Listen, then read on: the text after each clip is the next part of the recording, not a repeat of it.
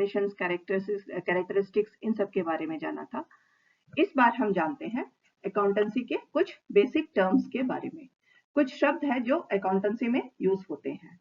हर subject की अपनी अपनी भाषा होती है, अकाउंटेंसी की भी अपनी एक भाषा है, जिनमें हर चीजों को अलग अलग तरह से बताया जाता है, लिखा जाता है। तो हम देखते हैं, जिनमें से कुछ इस तरह से है, जिसमें सबसे पहला है एसेट्स या संपत्ति। एसेट्स को हिंदी में हम संपत्ति भी कहते हैं।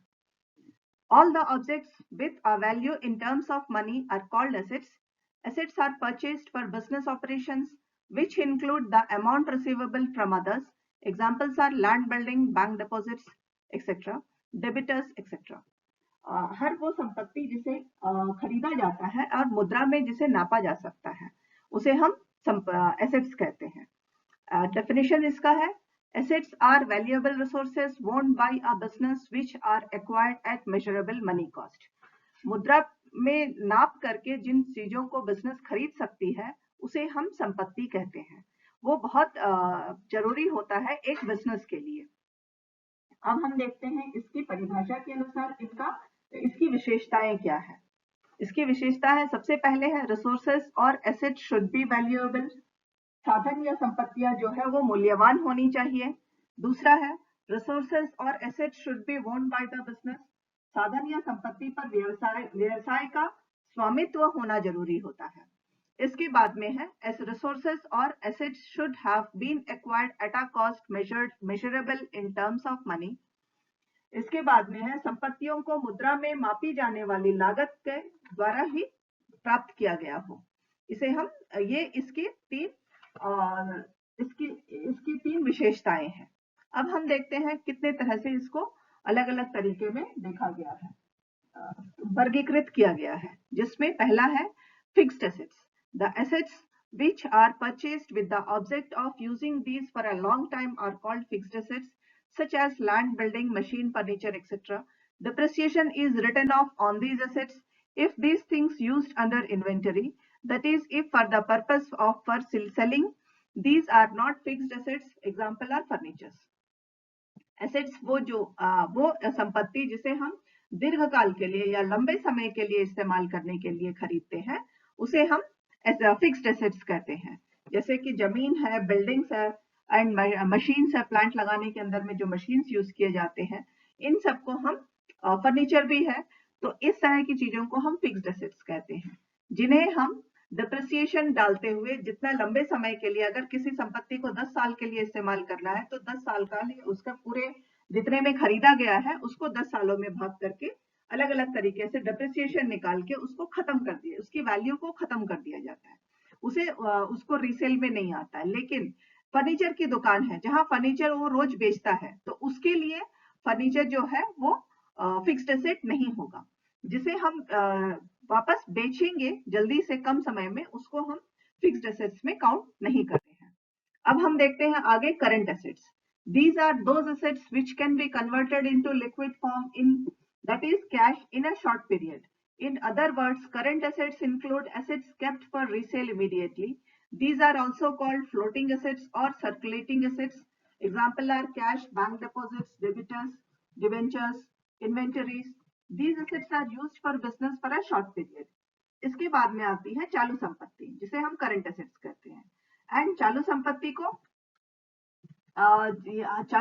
को हम फ्लोटिंग एसेट्स या परिवर्तनशील संपत्ति भी कहते हैं, या चक्रीय संपत्ति भी कहते हैं। ये उस तरह की चीजें हैं जिन्हें बहुत कम टाइम में वापस हम कैश के रूप में, लिक्विड कैश में बदल सकते हैं। जैसे कि बैंक में अगर पैसे डिपॉजिटेड है तो we can take it off whenever we need it. Business को जब भी जरूरत होगी वो बैंक से बहुत कैश निकाल सकता है या चेक्स के द्वारा भी उसको चेंज कर सकता है। इसके बाद में डेबिटर्स है। जिस तरह से कहीं अगर आपने किसी को पैसे दिए हुए हैं तो उनसे आप आराम से अपने बिजनेस वो पैसों को वापस ले सकता है जरूरत के वक्त। तो इस तरह की चीजों को करंट एसेट्स कहा जाता है। Next is fictitious assets. Fictitious assets को अवास्तविक संपत्ति भी कहते हैं। कुछ संपत्ति ऐसी होती है जिनका कोई मूल्य नहीं होता, लेकिन तकनीकी आधार पर उन्हें संपत्ति माना जाता है और इनको तब तक यूज किया जाता है जब तक इनका राशि में जब तक इसको प्रॉफिट एंड लॉस अकाउंट में डाल करके इसको खत्म नहीं कर दिया जाता है। जिस तरह से some assets do not have any real value but considered as assets on technical grounds. These are shown in the balance sheet under assets till the amount is written off in profit and loss account. जब तक profit and loss account में इसको entry करके खत्म नहीं किया जाता है तब तक इसको एसेट्स के साइड में बैलेंस शीट में दिखाया जाता है। बेसिकली इसका कोई वैल्यू नहीं होता बट टेक्निकल ग्राउंड्स पे इनको एसेट्स माना जाता है। जैसे कि प्रिलिमिनरी एक्सपेंसेस है, अंडरराइटिंग कमीशन है, discount on issue of debentures, इस तरह की चीजों को फिक्टिशियस एसेट्स कहते हैं। नेक्स्ट है liquid assets. Assets which can be converted into cash in short time are called liquid assets. Example are cash debtors, bills receivables, but stock and prepaid expenses are not considered in this. Liquid assets वो assets है जिसे हम जरूरत पड़ने पर जल्दी से use कर सकते हैं, जिसे तरल संपत्ति कहते हैं। लिक्विड एसेट्स को तरल संपत्ति कहते हैं। ऐसी संपत्ति जिन्हें आपातकाल में मुद्रा में या रुपयों में बदला जा सकता है। लेकिन यहाँ पर कैश है, डेबिटर्स है, बिल्स रिसीवेबल है, इसको गिनते हैं। लेकिन यहाँ जो स्टॉक बिजनेस के पास रखा हुआ है या प्रीपेड एक्सपेंसेस, जो एक्सपेंसेस होने वाली है उन्हें पहले ही पे कर दिया गया है, इस तरह की चीजों को लिक्विड एसेट्स में नहीं गिना जाता है। Then is tangible and intangible assets. मूर्त एवं अमूर्त संपत्तियां, जो दिखती भी है और कुछ चीजें ऐसी संपत्तियां जो नहीं दिखाई देती है। Assets which can be seen physically, that is, which can be seen or touched, are called tangible assets. Example are stock, building, cash, machinery, furniture.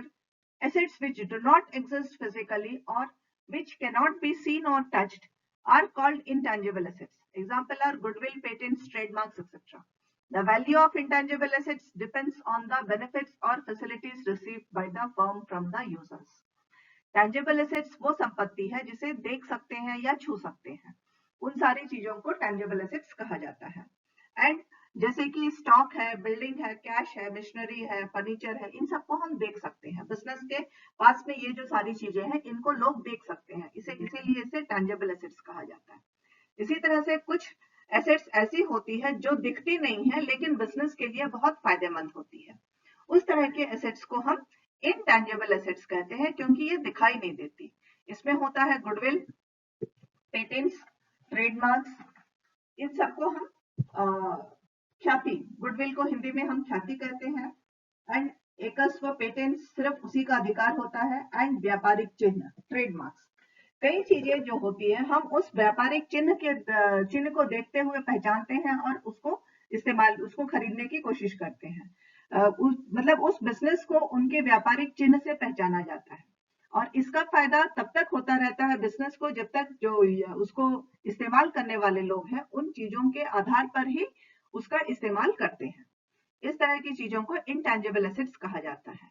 Next is wasting assets, क्षयशील संपत्तियां। ये क्या है कि धीरे धीरे खत्म होती, जैसे जैसे आप इसका इस्तेमाल करते जाते हैं ये खत्म हो जाती है। Assets of which quantity, availability and value keeps decreasing with use or passage of time are called wasting assets. Example are mines, oil wells, lease, etc.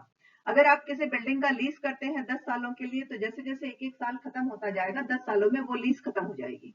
Mines है, जैसे यहाँ आपके लिए बहुत आसान सा उदाहरण है, यहाँ कोल माइंस है तो कोल माइंस में से जैसे जैसे कोल निकालते जाएंगे वो कोल खत्म हो जाएगा। एंड उसी तरह से ऑयल वेल्स, ऑयल अगर निकालते जाएंगे धीरे धीरे करके तो वो खत्म हो जाएगा। इस तरह से जो खत्म होने वाली वस्तुएं होती है, एसेट्स होती है, संपत्ति, उसे हम वेस्टिंग एसेट्स कहते हैं। इसके बाद में यहाँ हमारे एसेट्स खत्म हो गए। इसके बाद हम आते हैं लाइबिलिटीज पे। लाइबिलिटीज को हिंदी में दायित्व कहा जाता है। The amount payable by the business to the others are called liabilities. Example are creditors, bills payable, bank overdrafts, etc. Liabilities can be divided into 3 different types.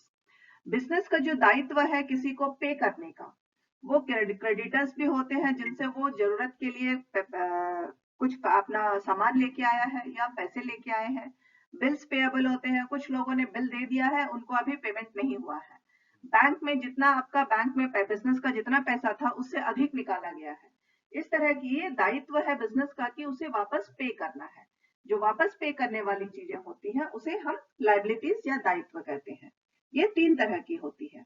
सबसे पहला है फिक्स्ड लॉन्ग टर्म लायबिलिटीज, स्थायी दीर्घकालीन दायित्व।